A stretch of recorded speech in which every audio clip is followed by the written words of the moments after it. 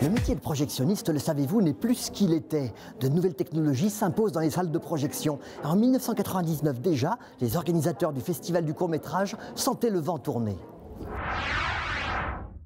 Tout de suite, je m'occupe des rencontres professionnelles qui vont avoir lieu là, sur diffusion entre images 35 et images numériques.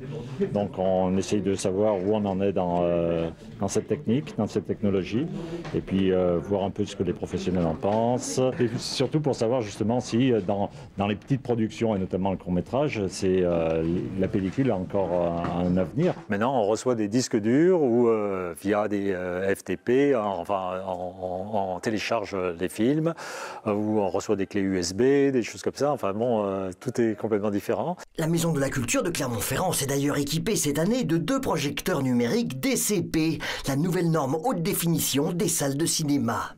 Il a fallu faire beaucoup de travaux parce que ces projecteurs ont besoin d'une climatisation, ils ont besoin d'une aération assez importante. Cette affaire du cinéma numérique nous a occasionné quand même en termes de travaux une dépense assez importante d'environ 70 000 € de travaux, de fonds, structuration des régies, restructuration des régies. Ce cinéma numérique est une autre manière de voir les choses puisqu'il n'y a plus de bobines, plus de films en fait. Tout ça est chargé par des biais électroniques, des biais informatiques. Et on a fait une installation de transmission des informations, en tout cas transmission des films par réseau interne entre la salle Jean Cocteau et la salle Boris Vian. Donc les films transhument non pas à dos d'homme, en portant des bobines, mais maintenant par des réseaux l'information circule, l'image circule sur ces réseaux-là.